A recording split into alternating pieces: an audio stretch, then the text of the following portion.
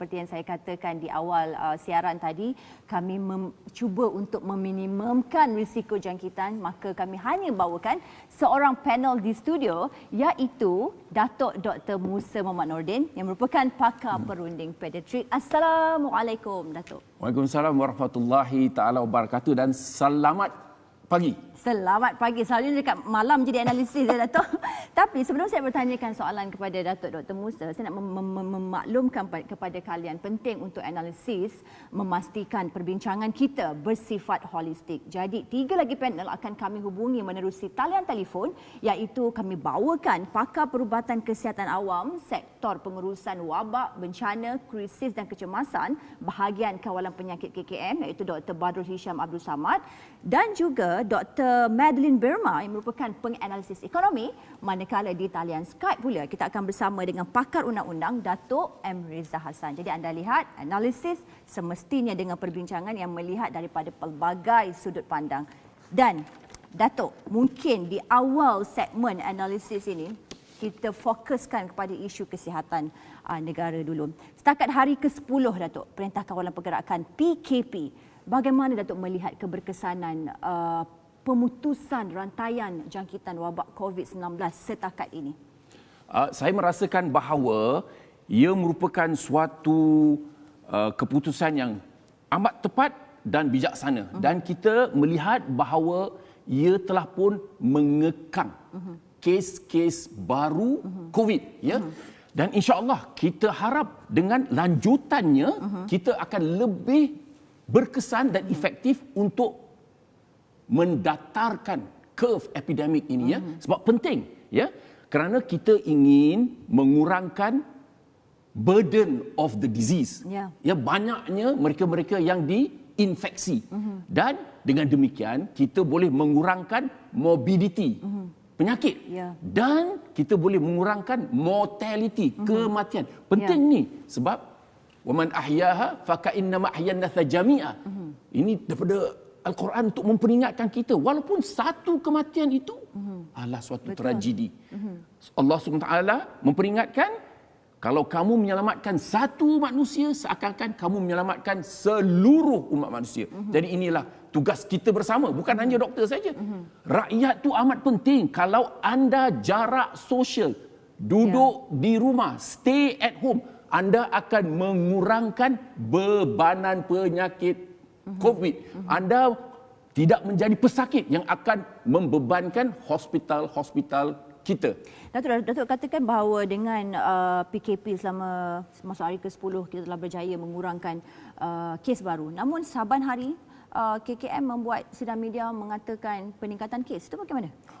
Ini is expected. Kita dah jangkakan sebab jangan risau. Ini suatu yang kita sebagai pakar perubatan kita telah jangkakan. Saya kongsi kenyataan yang dikeluarkan oleh Profesor Paul Nichols. Ini mentor saya ni. Dia adalah profesor di Universiti Hong Kong dan dia yang telah menjumpai kuman SARS. Dia mengatakan bahawa kita akan melihat kes-kes naik secara mendadak. Macam Malaysia sekarang ni, accelerated. Then we will peak dan kita akan mula turun. Dan dia jangka, he is an absolute optimist macam saya ni. Kita kena optimis dalam keadaan yang kritikal ini. Insya-Allah by June, Julai, the second quarter kita akan mendatar. Sebagaimana yang telah ditunjukkan oleh Korea, ditunjukkan oleh China, ditunjukkan oleh Taiwan, ditunjukkan oleh Singapura. Datuk, bercakap tentang Korea Selatan, selama beberapa minggu kita lihat Korea Selatan merekodkan wabak terburuk di luar China lah, sebuah negara yang merekodkan wabak terburuk. Ya, dan hari ini Datuk, sebahagian besarnya telah terkawal. Malah Korea, Datuk, dipuji dengan pendekatannya dan mereka melakukannya tanpa meminta rakyat untuk kekal berada di rumah. Apa yang Korea Selatan lakukan, Datuk, adalah dengan pelaksanaan ujian yang sangat agresif, mass screening, penjejakan kenalan dan kuarantin serta pengasingan yang dikuatkuasakan. Apa kurangnya Malaysia, Datuk? Ini bezanya antara China, lockdown total, jarak sosial yang total, dengan Korea, jarak sosial yang begitu hampir dengan budaya kita di Malaysia. Itu sebab kita mengikut cara Korea. Dua-duanya berjaya. Cuba tengok China telah pun mengurangkan daripada ribu-ribu kes sehari kepada kurang daripada 10 kes sehari. Korea pada suatu ketika 29 bulan Februari, saya ingat ni masa gereja tu kan, wabak di gereja, 909 kes sehari. Betul. Sekarang ini telah turun kepada kurang daripada 100 kes sehari. Betul. Sebagaimana yang Finas katakan, ujian. Ya. Mereka telah menguji, population South Korea 52 juta. Betul. Mereka telah melakukan ujian sebanyak 350 juta. Maknanya 1% daripada rakyat mereka telah diuji. Ya, dan positifnya berapa? 2.8%. Maknanya bagi setiap 100 orang ada 3 yang positif. Jadi mereka tahu sebenarnya apakah burden of the disease dalam masyarakat mereka. Jadi mereka melihat impact ujian, impact jarak sosial, impact isolasi, di dalam menurunkan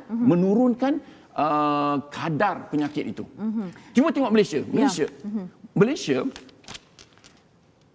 saya dapat data yang sikit yang saya dapat itulah yang saya cari itu dah buat 18,000 sahaja. 18,000 sahaja. Hospital saya, Hospital Pakar Damansara, saya satu hospital dah buat 1,300. Maknanya, dan daripada hospital saya ada data mengatakan daripada 1,300 itu, yang positifnya 15. Maknanya saya tahu lebih kurang 1% positif. Ya. Korea tadi berapa? 2.8%. Singapura 1%. Malaysia saya tengok, saya cuba nak main dengan data yang kementerian cuba bagi yang amat kurang pada pandangan saya. Mereka buat 18,000 saringan. Yang positif sekarang ni berapa? 2,031 semalam. 10%. Tak betul. Baik, kita akan cuba tanyakan kebimbangan Datuk ini. 10% is too high. Namanya saringan kita, denominator kita too small. Ya, kita akan cuba ajukan kebimbangan Datuk ini. Di talian sekarang kita ada pakar perubatan kesihatan awam, sektor pengurusan wabak, bencana, krisis dan kecemasan, bahagian kawalan penyakit KKM, Dr. Badrul Hisham Abdul Samad. Assalamualaikum Dr. Badrul. Ya, Assalamualaikum warahmatullahi. Terima kasih Dr. kerana bersama dengan Assalamualaikum ataupun analisis pada pagi ini. Ya, terima kasih.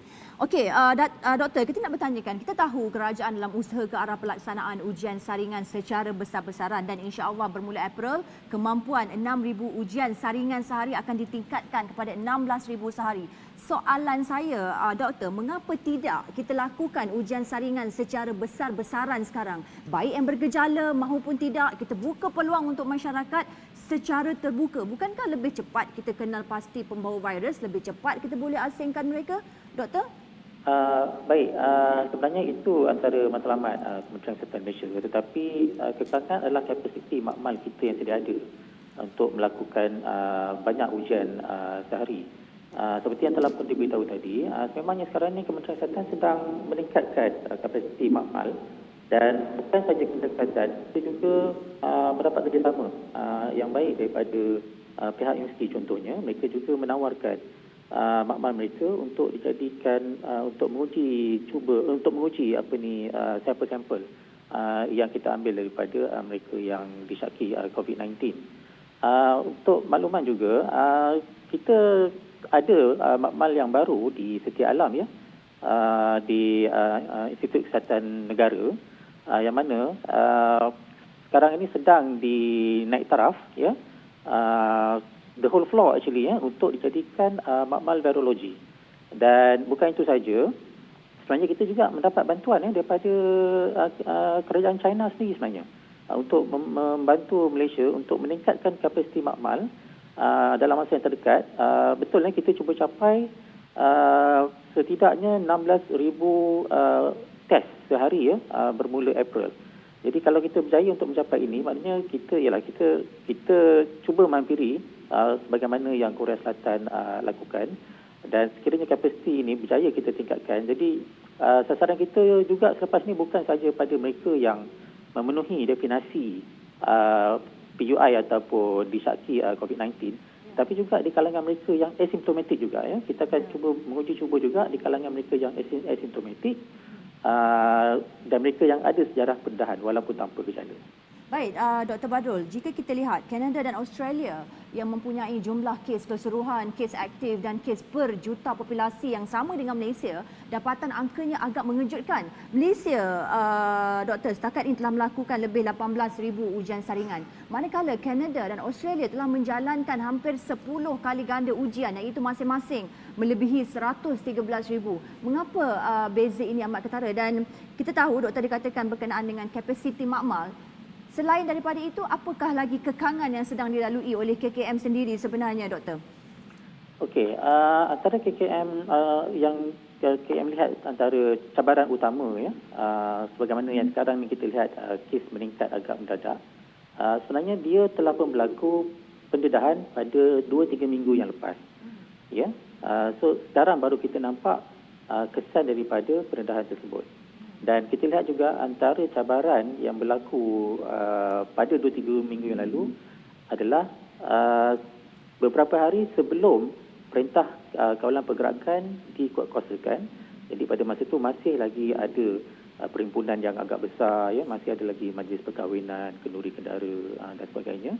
Malahan apabila perintah kawalan pergerakan ini dikuatkuasakan, masih ada lagi di kalangan mereka yang tidak patuh sepenuhnya. Jadi ini sebenarnya telah menyumbang kepada penularan COVID-19 yang sekarang ni baru kita nampak kesannya. Bukan itu saja, walaupun kita lihat sepatutnya gejala ni akan timbul dalam tempoh 14 hari ataupun sekitar 14 hari tempoh pengeraman ataupun tempoh inkubasi ini.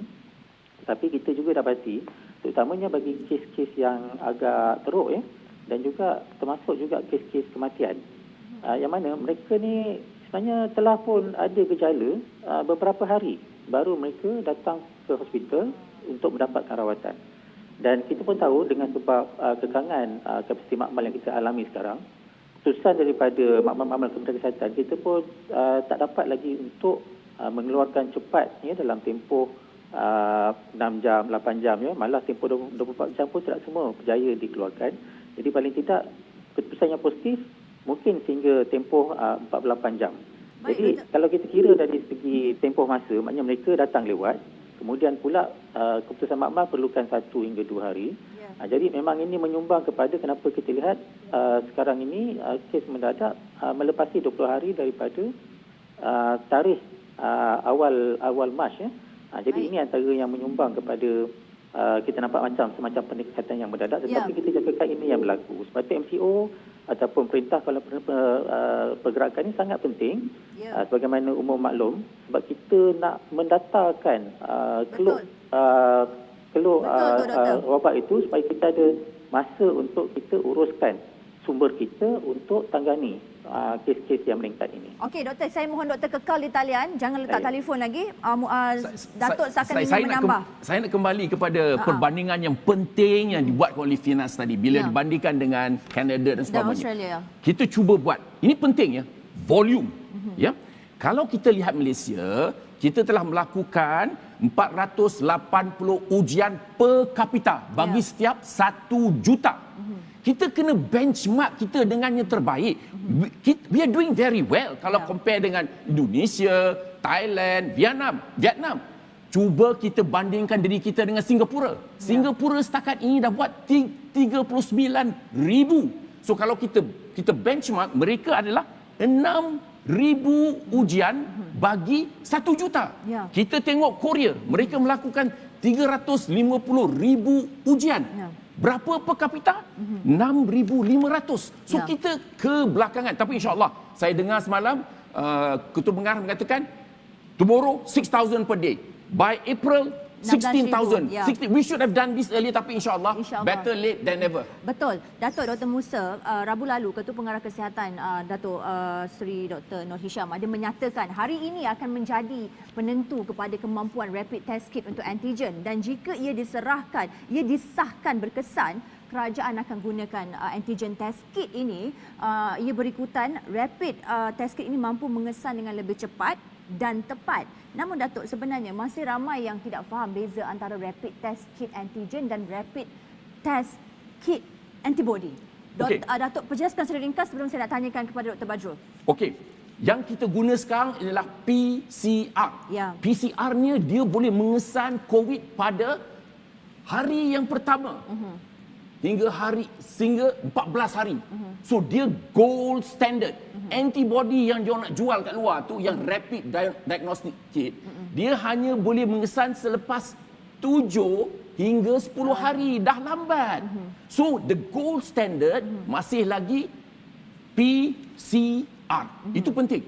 InsyaAllah there is a game changer. InsyaAllah saya harap ini menjadi daripada Singapura. Singapura ada satu test kit, dia ambil swab daripada hidung, dia boleh amplify DNA kepada berjuta-juta dan boleh mengesannya ya, dalam kadar 5 hingga 10 minit. Kalau mereka mendapat kelulusan daripada autoriti mereka, insyaAllah this will be the game changer. Berkenaan antigen rapid test kit ni, Datuk mohon komen sikit.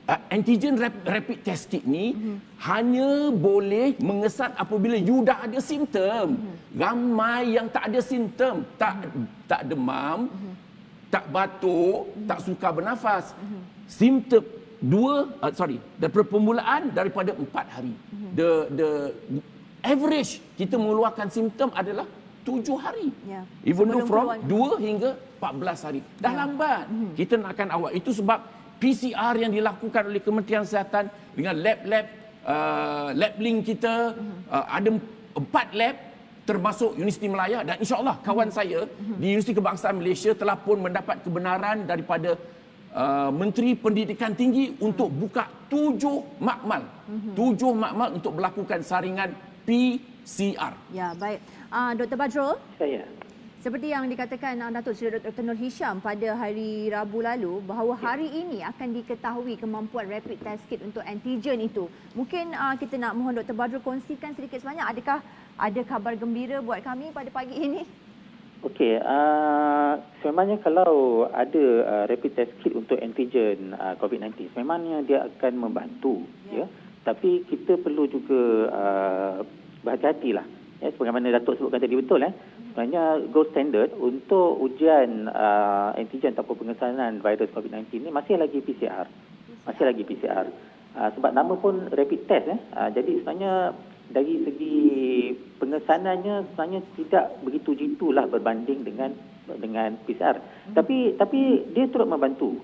Kita kena dia akan lebih membantu sekiranya rapid test kit untuk antigen ini kita gunakan di kalangan mereka yang memang tergolong dalam memenuhi kriteria yang kita syaki tinggi sebagai COVID-19. Itu akan membantu dari segi ujian ini. Ya? Maksudnya doktor, PCR masih lagi yang terbaik lah. Masih lagi yang terbaik. Dan KKM sedang menggunakan pendekatan yang terbaik lah. Betul, tetapi kekangan kami seperti yang saya sebutkan tadi ialah kapasiti makmal kita, dan juga dari segi tempoh masa untuk kita keluarkan keputusan, ya, sebab memang makmal kami memang dengan kapasiti yang sangat tinggi sekarang ni, jadi agak jam sikit lah di situ kan. Jadi itu cabaran kami. Jadi kalau ada rapid test antigen ini, dia akan membantu. Tetapi perlu juga kita berhati-hati sebab dia boleh menjadi kita kata false negatif, ya. Kalau kata kita lakukan ujian rapid test ini, tetapi dia punya keputusan yang negatif, tidak semestinya seseorang itu bebas daripada virus COVID-19. Jadi kita kena hati-hati. Jadi masih lagi ujian pengesahan yang tepat adalah menggunakan PCR. Okey. Datuk Dr. Musa nak menambah? Ya. Penting. Saya tengok yang diagnostic test kit ini penting. Ada tempat dia. Mana?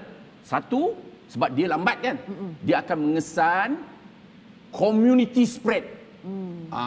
Sebab dia 7 days to 14 days. Dan keduanya, mereka yang tak ada gejala kan, asymptomatic carriers, dia boleh tahu. Itu penting.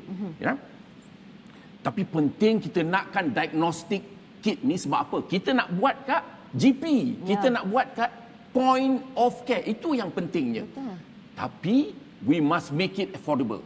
Ini penting. Saya harap kerajaan kita mengambil langkah untuk ceiling kepada harga test kit. Cuba bayangkan, ya, Ada yang charge daripada 500 hingga 1,000 ringgit. Macam mana nak datang? Kita nak dapatkan ramai orang buat kalau terlalu mahal. Saya berani cakapkan di sini sebab saya dah bincang dengan sahabat saya di UKM. Dia kata dia beli test kit tu RM80. You put in your PPE, you put in your visor, you put in your your kasut, your boot semua tu lebih kurang RM150, 250. Reasonable lah kan? Ya, janganlah dalam masa krisis ini kita cuba hendak profiteering. So saya harap kerajaan begitu tegas dalam isu ini. Face mask. Bayangkan, you boleh beli, I beli daripada China 35 sen satu. Dijual di pasaran berapa? Ya. RM3.50 pun ada, RM10 pun ada. Jadi kerajaan mesti bertindak dengan tegas untuk memastikan bahawa PPE ini Sealing. Betul. Ya, itu melibatkan penguatkuasaan ya. Datuk Dr. Badrul, mungkin soalan terakhir saya, harapan KKM sendiri, doktor, dalam situasi negara yang kita tahu semalam tadi satu kabar yang amat mendukacitakan bahawa 2 kawasan di Simpang Renggam telah di lockdown, total lockdown. Ya, betul, mungkin doktor boleh bagi sedikit harapan kepada baik, rakyat. sebab tu penting untuk semua patuh kepada perintah kawalan pergerakan. Sangat penting. Sebab kita nak hentikan terus penularan yang sedia ada sekarang. Sepatutnya sekarang ni kita lihat kepada gejala yang timbul daripada perendahan 2 hingga 3 minggu yang lalu. Tapi andai kata masih ada lagi mereka yang tidak patuh kepada perintah kawalan pergerakan ini, jadi masih lagi berlaku penularan, maka akan timbul lagi gejala COVID-19 yang baru selepas daripada tempoh ini. Dan kalau itu berlaku, memang tak ada pilihan yang lain kecuali tempoh masa perintah kawalan pergerakan ini terpaksa dilanjutkan. Jadi kita memerlukan kerjasama yang penuh daripada rakyat, daripada masyarakat di luar sana untuk patuh sepenuhnya kepada arahan ini. Baik, terima kasih Dr. Badrul. Kami doakan yang terbaik untuk barisan pegawai petugas perubatan frontliners kita. Semula Finas? Ya. Semula Finas, untuk barisan harapan. Ya, silakan. Baik, tak dinafikan ya, Finas. Sebenarnya petugas barisan hadapan kita sebenarnya telah pun bertungkus lumus bekerja menangani COVID-19 ni sebenarnya telah pun 3 bulan sebenarnya sejak daripada bulan Disember tahun lepas ya. Tetapi sekarang ni memang lebih mencabarlah ya. Sebab dengan kes-kes yang meningkat dan juga kita melihat kematian yang meningkat ya. Sememangnya kami memang stres dan burn out di kalangan mereka di barisan hadapan. Tetapi alhamdulillah kita mendapat kerjasama yang baik, yang padu daripada agensi yang lain. Sebagai contoh dari pihak Angkatan Tentera Malaysia ya. Kalau tadi disebutkan tentang perintah kawalan pergerakan yang ditingkatkan di Simpang Renggam ya. Pihak Angkatan Tentera Malaysia telah pun menggerakkan anggota mereka bukan saja di kalangan mereka yang bukan klinikal tetapi juga pasukan klinikal di kalangan doktor dan paramedik dari Kem Mahkota ya. Memang di Keluang tu ada medical corps tentera di sana. Telah pun digerakkan untuk membantu bersama kami KKM di barisan hadapan untuk membendung wabak ini. Baik, terima kasih Dr. Badrul. Terima kasih, Nina. Semoga yang baik-baik saja untuk petugas perubatan kita. Baik, sebelum kita berhenti rehat seketika, Datuk Dr. Musa, saya bertanyakan Datuk berkenaan satu kenyataan daripada pakar virologi Profesor Dr. Sazali Abu Bakar yang mahu kerajaan mengutamakan usaha membawa masuk 2 ubat bagi merawat COVID-19 berbanding menambah jumlah ventilator atau alat bantuan pernafasan di hospital. Datuk, menurut Profesor Dr. Sazali, 2 ubat yang digunakan Amerika Syarikat dan laris dijual di pasaran ketika ini adalah chloroquine dan hydroxychloroquine. Bersandarkan laporan perubatan dan hasil kadar pemulihan, 2 ubat ini Datuk dikatakan berupaya menurunkan jumlah kiraan virus dalam badan pesakit. Komen Datuk. Wallahu alam. Saya bukan pakar intensivis atau pakar anestesiologi, tapi daripada pembacaan saya ada 2 ubat yang telah digunakan off label. Maknanya kalau tengok label tu tak ada for COVID, tapi off label sebab secara kajian ada 2 ubat. Satu ialah chloroquine dan Hydroxychloroquine. Ini yang digunakan untuk malaria. Ada satu lagi Remdesivir. Jadi saya setuju dengan Prof Sazali. Kita harus, sebab daripada kajian-kajian dilakukan bukan hanya di Amerika, di China dah buat, di Korea dah buat, di Singapura dah buat dan digunakan, di Malaysia pun sudah digunakan. Kita punya intensivist is at the cutting edge of the treatment. Itu sebab kadar kematian kita rendah, 1.1%.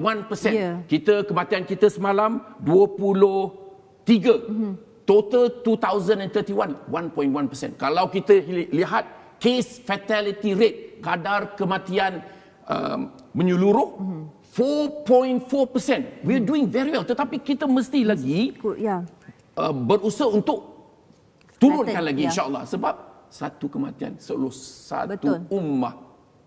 We fail. Betul. Baik, kita berehat seketika, kita kembali selepas ni.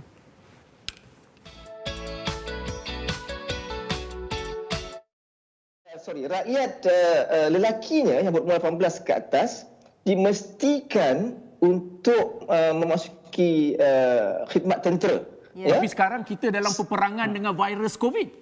Betul. Jadi lebih kurang macam Korea dengan Korea Utara. Cuma bezanya kita tak nampak musuh kita tak nampak kita punya itu lagi bahaya tu. So saya sendiri kata budaya lepak, saya kata orang kampung, saya kata ini bega ni, tak faham-faham. You balik kampung, you bawa penyakit COVID kepada tok you, ke mak you. Adik kita yang kecil tadi lagi smart kan? Betul. Dia kata jangan balik kampung nanti kena tok, kena nenek.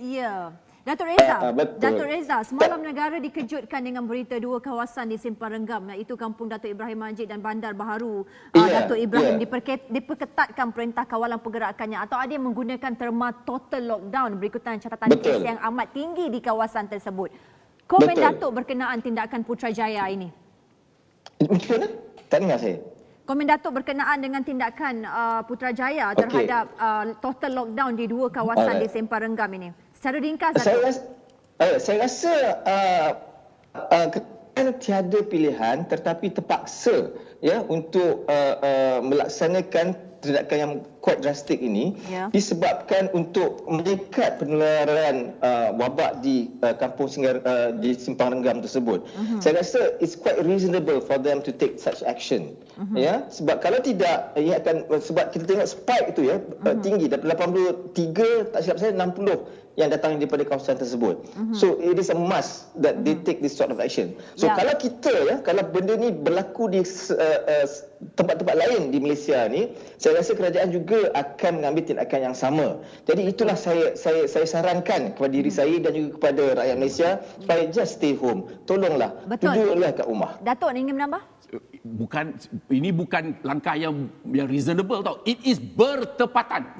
We must lock down. This is complete jarak sosial untuk kita membendung penularan luar daripada Simpang Renggam. Saya pun dah beritahu kepada task force di Selangor, Lembah Pantai, Titi Wangsa, ini kawasan panas, hot spot. In fact, saya cadangkan you lock down completely, kita ajar rakyat kita. Kalau anda tidak mengikut arahan daripada kerajaan, inilah padahalnya. Tetapi saya kata, get ready. You completely lock down, pastikan ada supply makanan, ada nak buat laundry dia, ada nak beli ubat dia. Kena siapkan logistik. Jangan kita lock down nanti dia terperangkap dalam rumah dia. Betul. Datuk Reza, berkenaan dengan lanjutan PKP kepada 14 April, setakat ini kadar pematuhan kira-kira 95%. Adakah lanjutan tempoh ini, Datuk Reza, mampu mengekalkan kadar pematuhan memandangkan jika kita tengok di media sosial rakyat sudah mulai bosan? Bagaimana?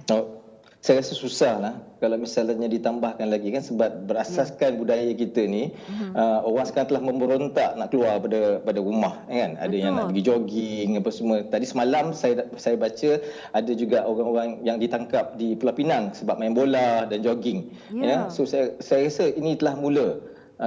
Sebab 14 hari je, tak sampai 14 hari lagi pun orang telah mula melanggar perintah tersebut. So kalau ia ditambah lagi akan menjadi masalah.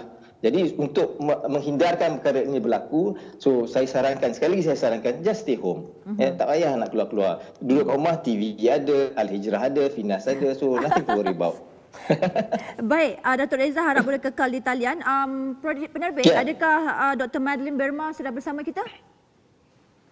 Belum lagi. Oh, okey. Sepatutnya soalan ini untuk saya ajukan kepada Dr. Madeline Berma. Tapi tak apa, sementara kita cuba menghubungi Dr.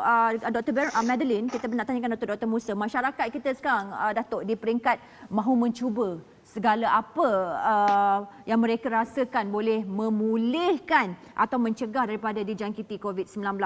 Maka timbullah kisah kangkung, laut singgang, terbaru daun semambu mampu pulihkan COVID-19. Datuk, dan semua ini telah disangkal oleh KKM lah. Cuma saya tertarik dengan kajian dilakukan oleh pensyarah biologi molekular dan biokimia iaitu Dr. Chairul Anwar Nidom di Universiti Erlangga, Datuk, yang mengatakan kunyit mengandungi bahan kurkumin yang berupaya menghalang berlakunya jangkitan virus hepatitis, virus Zika dan virus influenza. Soalan saya, Datuk, mengapa setiap kali perawatan melibatkan herba dan kajian telah membuktikan, namun kajian lanjut terhadap keberkesanannya seakan terbantut? Finas, bila kita tak ada penawar untuk penyakit, macam HIV, macam COVID, macam dengue, macam-macam lah yang keluar. Ya. Saya ingin jelaskan kepada mereka di luar sana, pendengar-pendengar, insya-Allah apa yang dilakukan oleh Kementerian Kesihatan dengan rawatan yang ada is the best at this point in time, insya-Allah. So janganlah kita sibuk dengan remedi-remedi yang ada ini. Yang pentingnya pastikan kita diuji. Keduanya kita diisolasi kalau kuarantin. Itu yang kuarantin, dan ketiganya jarak sosial. Ini merupakan kaedah-kaedah yang telah menunjukkan bahawanya ia berkesan. Kalau kita ikut this quartet lah, ujian, contact tracing, isolasi dan jarak sosial, insya-Allah we will overcome. Cuba tengok China. China dibuat lockdown 6 minggu yang lepas. Total lockdown. Sekarang dah 6 minggu dia dah relaxkan sikit. Betul. Kita buat lockdown yang partial aja, jarak sosial. Tetapi kalau kita ikut macam Korea, insya-Allah kita boleh menurunkan kadar penyakit, insya-Allah. Yakinilah. Ya, maksudnya tidak perlulah kita mencuba itu dan ini. Tak perlu. Yang tidak tahu lagi keberkesanannya. Baik, di talian sekarang kita ada penganalisis ekonomi Dr. Madeline Berma. Selamat pagi, Doktor.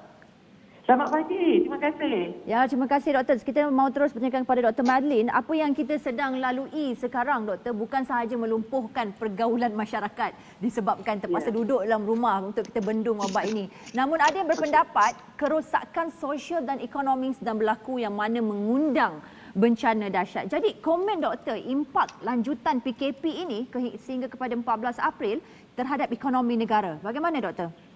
Okey, terima kasih. Sebenarnya kita ada dua pesan yang sangat setara. Yang pertama, kami lihat itu kalau ahli ekonomi ini dia suka lihat dari dua perspektif. Satu dipanggil dari segi permintaan, satu dari segi penawaran. Okey, dari segi permintaan dulu itu apabila berlakunya kita katakan MRO ataupun arahan kata pergerakan ini, maka kita tak boleh bergerak, bisnes tak berjalan, maka permintaan pun tak ada, tak ada siapa yang nak boleh keluar. Okey, jadi ini menyebabkan apa yang kita katakan berlakunya penurunan ataupun penguncupan dari segi bisnes dan sebagainya.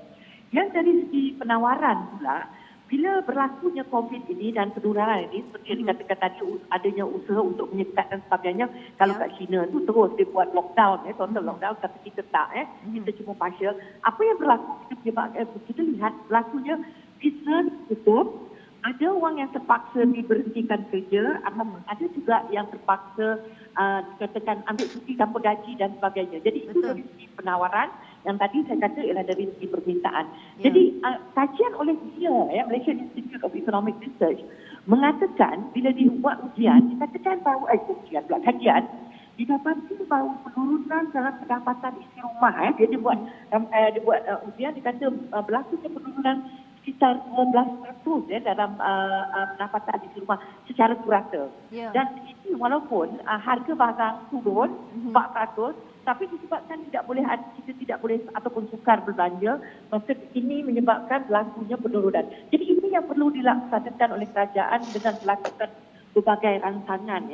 Jadi kita dengar pertama sekali ada beberapa rancangan ekonomi yang telah diperkenalkan oleh kerajaan. Betul. Tapi kami rata-rata mengatakan jumlah atau rancangan yang bernilai 20 bilion itu sebenarnya amat kecil sekali. Dr. Madeline, 4 inisiatif diumumkan Majlis Tindakan Ekonomi Negara bagi bantu rakyat di waktu sukar ini, iaitu salah satu adalah KWSP, PTPTN, tambahan bajet sektor kesihatan dan peruntukan buat kerajaan negeri. Sektor mana lagi sebenarnya yang harus diberi perhatian dari sudut pandang Dr. Madeline sendiri? Secara ringkas? Okey, bagi saya yang penting dulu dia bukan sektor. Yang penting ialah dia ada 2 stage saja. Pertama, mesti menyelesaikan isu kebajikan masyarakat dulu, rakyat dan juga pekerja. Itu yang penting. Tak kisah sektor mana mereka ini. Lepas itu, selepas kita selesai, maknanya kita sudah macam dikatakan flattening tadi ataupun mana curve sudah mula ni, maknanya baru kita pergi ke tahap kedua, iaitu dikatakan kita perlu merangsang ekonomi dan memacu pertumbuhan ekonomi. Di situ nanti kerajaan perlu berbelanja lebih, kerajaan perlu melakukan sektor-sektor yang penting yang terkesan, iaitu seperti pelancongan, pembuatan, dan yang ketiga itu of course kesihatan. Jadi 2 step ini perlu dilakukan. Dr. Madeline, bagaimana Dr. melihat setakat ini inisiatif yang dilakukan kerajaan terhadap kebajikan masyarakat? Okey, saya amat sebagai seorang pengkaji, saya banyak mengkaji kemiskinan dan sebagainya. Memang kerajaan telah melakukan banyak perkara dalam rancangan ekonomi yang telah dilakukan. Tapi sebenarnya saya sedang menunggu hari ini dikatakan Yang Berhormat Perdana Menteri akan membuat pengumuman khusus untuk mereka yang untuk menjaga kebajikan masyarakat. Satu, mereka yang betul-betul daif, mereka yang terkesan oleh ini, contoh sebagai ibu tunggal, mereka yang berhenti kerja. Benda itu memang dah ada, tetapi kita nak melihat ada yang mengatakan kita perlu direct ataupun cash handout yang langsung kepada mereka. Sebab RM250 itu terlalu kecil. So saya sangat-sangat mengharapkan petang ni Yang Berhormat Perdana Menteri akan mengumumkan itu. Jadi bagi saya memang usaha telah dilakukan dan saya mengucapkan terima kasih kepada Yang Berhormat Perdana Menteri dan juga Kabinet yang telah berusaha segala upaya untuk menyelesaikan dua masalah kita, iaitu kesihatan dan ekonomi. Okey, kesihatan. Datuk ni ingin menambah. Saya bukan pakar ekonomi. I am an idiot. Tapi saya nak buat satu saja cadangan kepada Perdana Menteri. Silakan, Datuk. Kan, kita punya GDP 369 bilion USD. Saya mengharapkan kerajaan meletakkan sebanyak 10% GDP untuk COVID, untuk menyelamatkan nyawa, untuk menangani isu pandemik ini, iaitu lebih kurang dalam ringgit Malaysia 150 bilion ringgit Malaysia. InsyaAllah itu harapan seorang pakar perubatan yang economic idiot. Baik, kita harapkan PMO ada dengarlah kita punya perbincangan pada pagi ini. Datuk Reza, adakah kita akan lihat sekatan lebih banyak akan dilakukan kerajaan? Menurut sekarang hanya seorang ketua keluarga sahaja yang boleh keluar membeli barang. Bagaimana dengan 2 minggu akan datang, Datuk? Kalau kita boleh ada interim Prime Minister, maka saya rasa tak salah kalau kita ada interim ketua keluarga. Bukan? Tak, maaf ya, gurau sikit. Tak apa, silakan, Datuk. Stres kan? Saya rasa tak menjadi satu kesalahan. Kalau misalnya isteri pun diminta untuk keluar, untuk keluar bukan diminta, dengan rela hati keluar untuk membeli barangan yang esensial untuk keluarga, tak ada masalah. Ataupun bukan isteri saja, anak lelaki ataupun anak perempuan yang tunggal, mereka ni perlu keluar. Betul. Sebab kadang-kadang mereka ni perlu juga diberi kebebasan untuk kadang-kadang 1 hour keluar tu really stress. Ya. Pergi shopping, pergi cold storage, whatever pasar raya lah sekejap untuk mendapatkan barang essential. Tetapi kalau misalnya perkara ni ya seperti mana kita lihat di Simpang Renggam, kalau ia menjadi lebih drastik lagi dan mana-mana ketua keluarga pun tak boleh keluar. Sebab total lockdown, di mana food will be given to you. Barangan essential akan diberi oleh kerajaan, oleh pihak berkuasa kepada kita. Langsung tak boleh keluar. Jadi untuk menghindarkan perkara ini daripada berlaku, saya sarankan sekali lagi untuk kali ketiga, just stay home. Tolonglah. Ya. Datuk, adakah Datuk menjangkakan akan lebih banyak kawasan-kawasan yang akan mengharungi total lockdown ini? Datuk Reza? Saya rasa macam Datuk Doktor cakap tadi, ya, Titi Wangsa, pantai itu memang banyak, kat pantai itu banyak kawasan yang setinggan ataupun banyak kawasan yang Bersediakah rakyat kita, Datuk Reza, bersediakah rakyat kita, memandangkan Datuk nyatakan di awal temu bual tadi, Datuk mengatakan rakyat kita dan budayanya melepak. Jadi they have no choice. They have misbehaved. We put them in their house. Stay at home, duduk rumah. Chill out ke rumah. Tak boleh agresi sangat dah. Saya suka dengan semangat Datuk. Saya suka dengan semangat Datuk. Silakan Datuk, bersediakah rakyat kita untuk menyampingkan budaya melepak ini? Tak boleh. Masalahnya budaya ini, kita dah kecil dah ada budaya ni. You cannot just take it away. Sebab kebebasan itu dah diberi oleh kita oleh undang-undang, ya. Artikel 5 Perlembagaan kata kebebasan tidak boleh diambil daripada seseorang itu kecuali dengan undang-undang, ya, dengan ada undang-undang. So itu memang jadi kita tak boleh. Datuk mengatakan dengan undang-undang. Sudah masanya kita menguatkuasakan undang-undang, Datuk? Memang kita tengah kuatkuasakan undang-undang ni sekarang. Ya, we are doing it because MCO itu adalah satu undang-undang di bawah Akta Pencegahan dan Pengawalan Penyakit-penyakit. Ini undang-undang. Datuk, this is now the new normal. New budaya. InsyaAllah kita boleh. Ya, we can transform, we can change, insyaAllah. InsyaAllah. Ya? InsyaAllah. The only constant is change. Ya. Tapi macam pagi tadi, Finas, saya dapat satu video yang masih lagi menunjukkan bahawa orang ramai tidak menghindarkan perintah ni. Tidak menghindarkan. So that's quite sad. Ya, amat sedih perkara ini berlaku sedangkan dia orang tidak menghiraukan apa yang berlaku di kawasan-kawasan lain di bumi Melaya ini.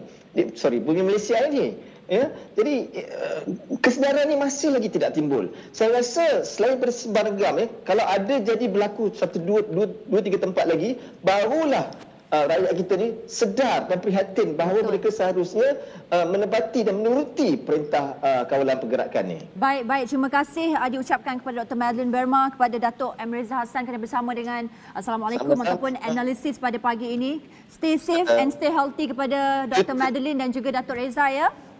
Ya, terima kasih. Baik, analisis berehat seketika. Assalamualaikum. Tetapi kita analisis menumpang program Assalamualaikum, program Bual Bicara Pagi, sebab kita cuba menyahut seruan kerajaan iaitu dalam Perintah Kawalan Pergerakan untuk mengurangkan, meminimalkan tenaga kerja bagi meminimumkan risiko jangkitan penyakit. Jadi, Datuk Dr. Musa, berkenaan dengan total lockdown, kita dah ada sekarang ni. Malam tadi kita mendapat kabar duka 2 kawasan di Simpang Renggam.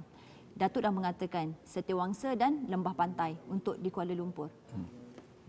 Mana-mana lagi kawasan yang mungkin? Tak perlu banyak-banyak kawasan. Kita target yang kawasan panas ni, this hotspot, Gombak, Lembah Pantai, Titiwangsa, kita lockdown, insya-Allah rakyat bila tengok sengsaranya lockdown macam berlaku di China. Di China tu, you tak boleh keluar. You keluar kena tunjuk pasport. Hanya seorang boleh keluar tiap-tiap 3 hari nak beli ubat, nak beli makanan. Tiap-tiap 3 hari itu di China? Di China. Dan dihantar barang ke rumah. Dibuka kedai-kedai supaya dia boleh beli. This is total lockdown. Oh, sengsara. Nah, barulah kita sedar diri. Betul. Datuk, tadi saya ada melihat ketidakpuashatian ekspresi muka Datuk, wajah Datuk apabila Datuk Reza mengatakan ini adalah budaya rakyat Malaysia untuk melepak, seakan tidak sedar walaupun 23 kematian telah dicatat. Bagaimana, Datuk? Please lah.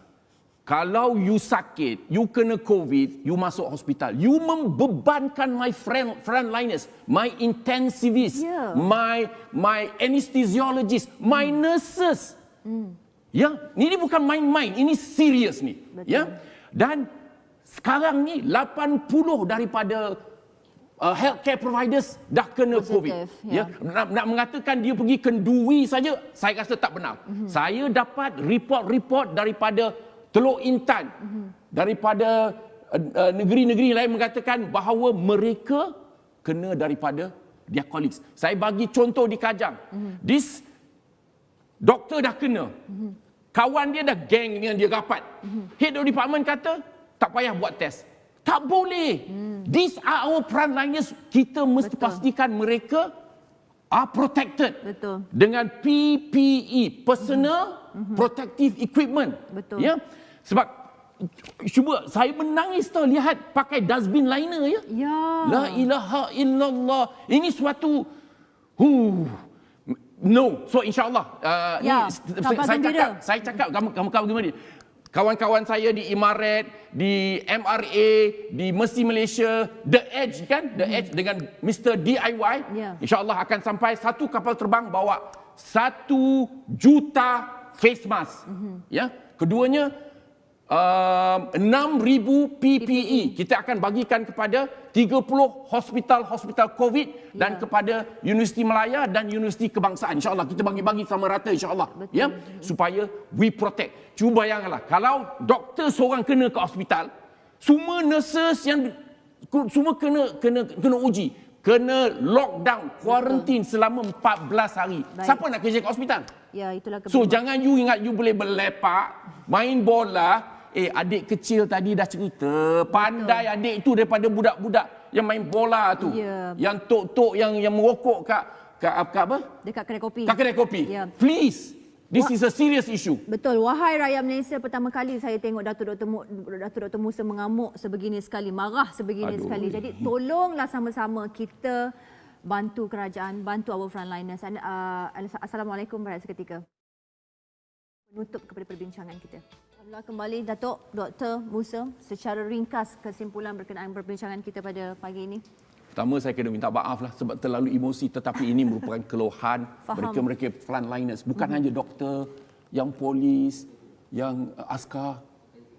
They're putting their lives at the front. So please protect them. Help them. Don't become a COVID pesakit, okey? Yeah, tapi reassure, saya nak bagi 80% mereka yang kena COVID okey. Yeah. Well, mungkin demam sikit. Hanya kurang daripada 5% yang kritikal, yang memerlukan rawatan dalam unit rawatan intensif, yang memerlukan ventilator. Sedikit saja. Yeah. Tetapi walaupun seorang, itu adalah suatu tanggungjawab. Kita kena pastikan bahawa kematian itu kita flattenkan kalau dapat sifar insyaAllah. Hanya dengan anda stay at home, duduk di rumah, chill out, #stay cool. Ya. Baik, terima kasih Datuk Dr. Musa atas perkongsian pencerahan pada pagi ini. Dan ini adalah sedikit seruan saya, wahai rakyat Malaysia, 4 hari lagi kita akan memasuki 2 minggu di bawah Perintah Kawalan Pergerakan. Malangnya statistik tidak menunjukkan petanda positif. Kita masih belum berjaya memutuskan rangkaian jangkitan ini. Dan sekarang kita akan berdepan 2 lagi minggu. Saya merayu, hentikan beriadah di taman rekreasi, hentikan berhimpit di pasar, hentikan melepak di luar rumah. Kasihanilah our frontliners seperti yang dikatakan oleh Datuk Dr. Musa. Berilah mereka peluang untuk menikmati kehidupan seperti kita. Ingat, kejayaan memerangi musuh yang tidak kita nampak ini bergantung kepada kita. Ya, kita. Jadi umat Islam terus hadapi ujian Allah ini dengan solat dan sabar. Dengan itu sekian untuk analisis khas COVID-19 pagi ini. Buat penonton City TV Al-Hijrah, terus setia bersama kami untuk slot Quran Time pada jam 12.30 hari dan siaran langsung solat hajat COVID-19 pada jam 1.30 hari ini bersama dengan Yang Berhormat Menteri Agama kita, Datuk Seri Dr. Zulkifli Al-Bakri. Dengan itu, saya Finan Sinos. Assalamualaikum warahmatullahi wabarakatuh. Assalamualaikum warahmatullahi wabarakatuh.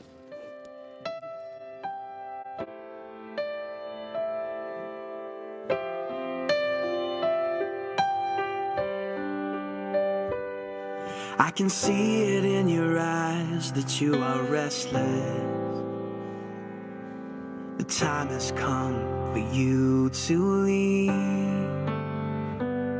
It's so hard to let you go, but in this life I know you have to be who you were made to be. As you step out on the road, I'll say a prayer, so that in my heart you always will be there. This is not goodbye. I know we'll meet again, so let your life begin.